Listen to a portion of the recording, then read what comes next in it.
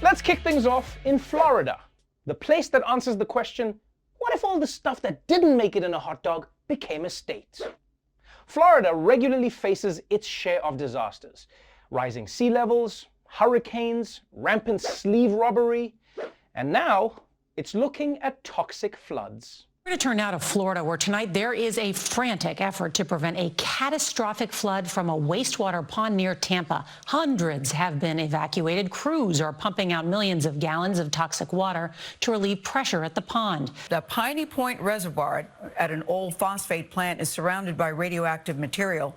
A collapse of the aging reservoir could send a 20-foot wall of wastewater into nearby areas. That's why 30 million gallons of the contaminated water are being pumped every 24 hours into Tampa Bay and other waterways, raising fears it could kill fish and wildlife. Some 300 homes and a nearby prison already under evacuation orders. Sweet Jesus. Florida could get hit by a 20-foot wall of toxic water surrounded by radioactive material? You know what this means, right? If this thing breaks, it's going to create a race of mutant Florida people. Nudes. Now, you might be thinking, wait, Trevor, I thought a radioactive flood was Florida's origin story. But no, this is a new threat from a toxic waste pond, which raises a big question. Isn't it weird that America just dumps its toxic waste in a pond and calls it a day?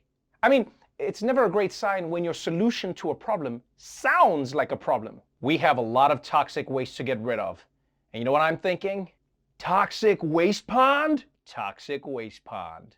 And a big part of this problem isn't just that the water is toxic, but that the walls that are keeping the water in are radioactive. And if the water goes over that wall, it will take the radiation with it. And look, I know hindsight is 20/20, but how did they not realize what a terrible design that was? I mean, it's like building a lion cage out of guns. Yeah, it might keep the lions in for a while, but if they get out, now those lions are strapped.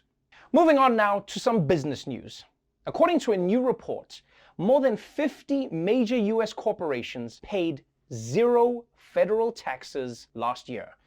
And now, Janet Yellen, US Treasury Secretary and retired Hogwarts professor, has a plan for making them pay up.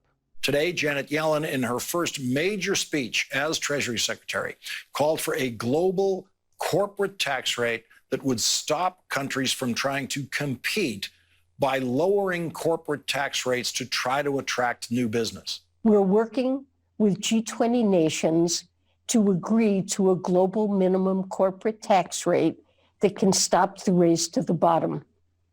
Together, we can use a global minimum tax to make sure the global economy thrives based on a more level playing field. Now this is a great idea.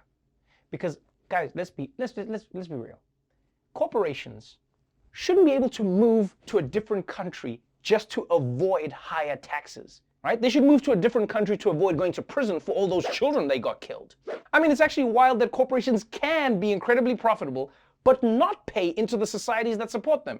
It's kind of like if Mark Zuckerberg still lived at his parents' house and didn't pay rent. You're a billionaire, my man. At least chip in for the cable. And what makes the system more frustrating is how little corporations have to do to claim that they're located in another country for tax purposes. And do you have any proof that your company operates out of the Cayman Islands? I have the seashell. Okay, I get it. No need to bury us in all this paperwork. I get it. Put the shell away. I get it. So look, I'm actually glad that they're trying to force corporations to pay their fair share. But this is only going to work if you get all the countries to agree to it. You know, it's like bars in a college town. If there's one of them not checking IDs, well, then that's where the party's at. Honestly, I don't even know if getting all the countries on Earth is even enough. I mean, why do you think Elon Musk and Jeff Bezos want to go to Mars so bad? It's not to advance human knowledge. They just want to set up a P.O. box, baby.